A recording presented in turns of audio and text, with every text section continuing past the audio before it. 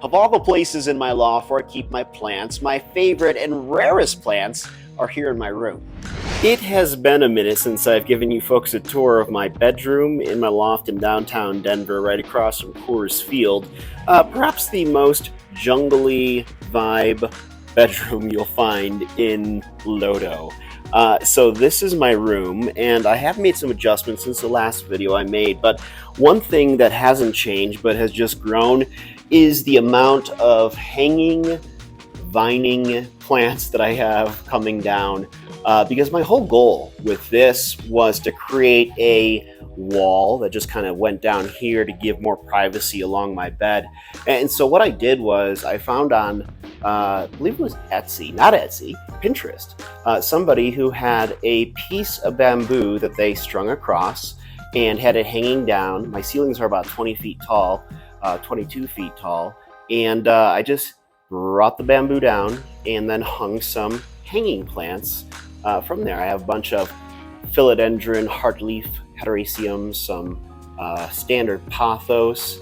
You have some Scindapsus silverian that's pretty long as well, and wax ivy, which is actually a succulent that looks like regular ivy. And so, yeah, it has actually grown quite a bit since the beginning of the summer. And what I have over here is on the background of my bed, I have a crate that I have up against the wall, and then I started growing out just some pothos along the wall to create that more jungly vibe. And I use these cool little clips that I bought off of Amazon. There are about 50 of them for 10 bucks, and they stick onto your wall and they hold the plants in place, which I absolutely love. Clearly went with a green theme here, which is a very comfortable blanket, just to go with everything else. And so over in this corner, I've added some plants, mostly Syngoniums. I, for the longest time, was not a fan of Syngoniums, but then I started to really love them. Oh gosh, probably in the last couple months. So I have some really beautiful arrowheads, different colors like pink and greens, and I really like this burgundy color one as well. Then over here, just some neon pothos and another Scindapsus as well. And then let's see, aside from my books and stuff like that, I made this mini monstera from a cutting out in the living room. It's actually a Rhaphidaphora tetrasperma, but it's called a mini monstera because its leaves look like a monstera. And since the beginning of the summer, it has climbed more than 10 feet. I put this wooden plank in behind it just so it doesn't stick to the wall. It makes it easier that way. But over here, I have in front of me some other kind of interesting plants like jade satin Scindapsus. Really love this plant. Over here, just some neon philodendron heteroecium. This is a philodendron bipanifolum, which is really cool. I've had that for a while now. And then over here, I have some Hoyas. I have a Florida green philodendron. And then in here, I keep one of my favorite plants just so it gets a little bit more humidity. This is a philodendron gigas. I've had this for more than a year and a half. Look at how red the new leaves come in, and these leaves are all really velvety. They're so comfy and soft to touch. This is a Scindapsus exotica. One of my favorite plants because the leaves are so big and they're just so beautiful. Another jade satin Scindapsus behind it. And this is a dark form Scindapsus right here. And it's actually a really slow grower, but it is starting to finally put out a new leaf. Oh, and this is cool. So I didn't even realize this until now just filming. So this is a lipstick plant that I have had for a couple of years, and it's flowering. Look at that. I've seen these like this part of the flower come out, but never anything like that red part. And then there's another one right there. It's cute. It's really beautiful. Made my day. Aw. And there's a Hoyabella right there. Love little Hoyabellas. And then I have some more Scindapsus silverian that I have climbing up my wall that I use some little sticker things to hold it up. And then another big Scindapsus exotica right there. This is called fire sticks, and the reason being is that if you were to snap them and it touches your skin, it itches like crazy. So I don't like touching that plant at all. Another thing I wanted to film this right now is because it is golden hour, baby. The sun is setting to the west, and the plants love this kind of light because it is dappled, bright, indirect. So onward with the plant tour. Right here, we have a couple more different Scindapsus. This is a Philodendron Burley Marks variegated from my main plant out in the living room that I showed you in other tours. I'm actually propagating this one to turn it into a new plant. Then we have the Moonlight Trugii Scindapsus, which is one of my faves. This plant I just got as a gift from the lovely people over at the Bronze Petal. This is a Jose Bueno, which is a plant that I have wanted for years, and it's so beautiful. Look at those leaves.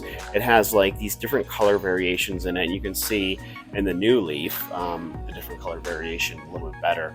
One of my favorite plants of all times isn't really the Burley Marks variegated version, although I did want it to complete my collection, but the original Burley Marks plant. I just love the look of the leaves on it. I've got this plant up from Gully's greenhouse in Fort Collins. It shipped here to Denver a year and a half ago or so with only 2 leaves, and this thing has just grown like crazy. This right here is a Ruby Cascade Peperomia? This baby has trailed down, and it's so beautiful because it has that red and green mixed in with it, and I absolutely love it. This is another philodendron, heartleaf philodendron, Hederaceum, that I actually grew from cuttings. So it's really long right now, about 4 feet long. Can't believe that I grew that from cuttings, which is crazy. Then we have the silverleaf philodendron that I have growing over here. It's got beautiful heart-shaped leaves that are silver. In the Hoya carnosa up there. This is a beauty. This is another crawling philodendron, which I've gotten really big into.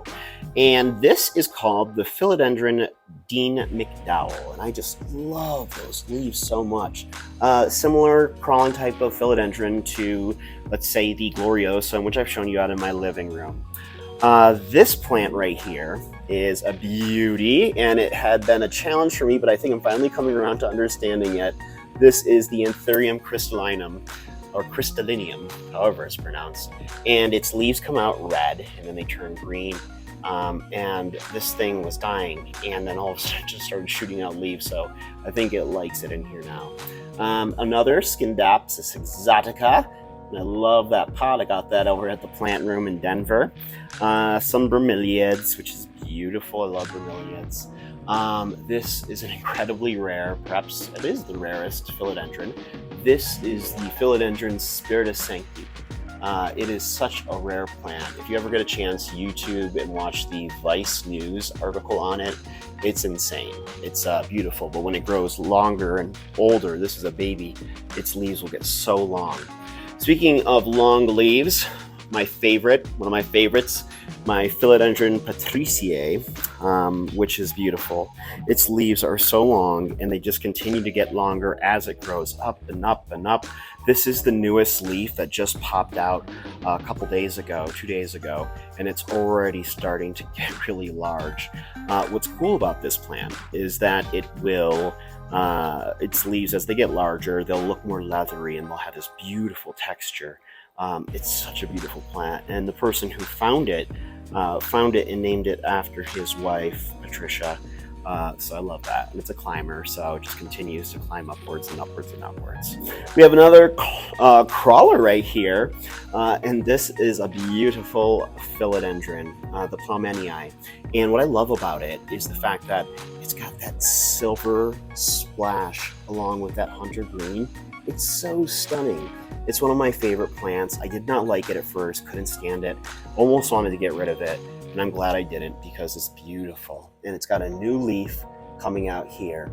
And as I told you guys before, the difference is that these are crawling philodendron, where they crawl along the jungle floor instead of climbing up the trees like most philodendron.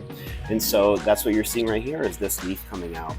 And you'll notice I have my humidifiers going at all times, and I also always have constant airflow because that's what you need in order to make it successful for this to be humid and also have healthy plants.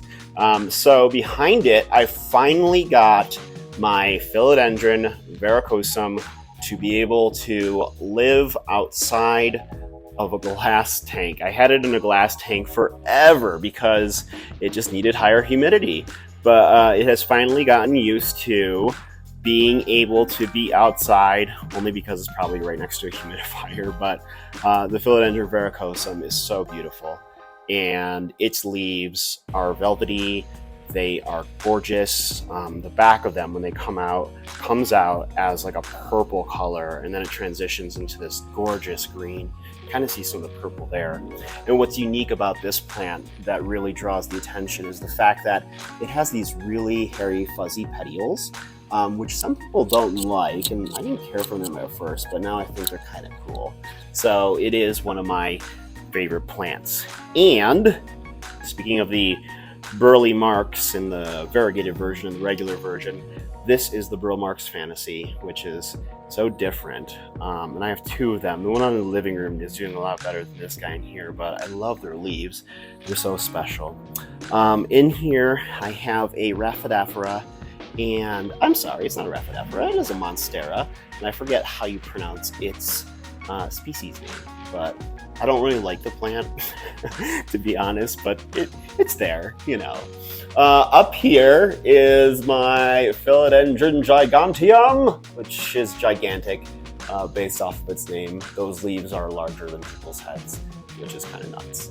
And then over here, I took basically this ladder that I got at Target, I believe, a couple of years ago, and I started crawling some plants up there, some vines, along with some more leaves from pothos, and just have it above my bed. And then I have above my bed just some Reiki crystals, some the Evil Eye to protect you, and then I have some little candle holders right there as well.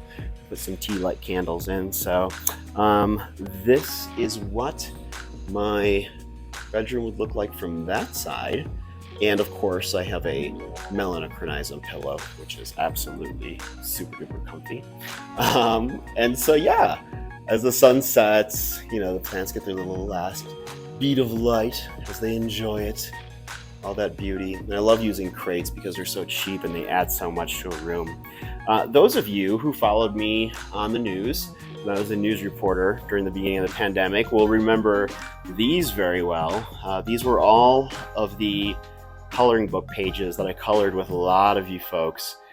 We started a coloring show during the pandemic when we were on lockdown, and I ended up coloring more than a dozen of them with you guys. Spent months doing that, and we would do it live over Facebook. That is one of my favorite memories, and always be grateful for you guys who took part in it. So that is my room as of late September in the year 2022. It is by far my favorite place to be, and I sleep like a baby every single night. You kind of have to when you're surrounded by this many plants.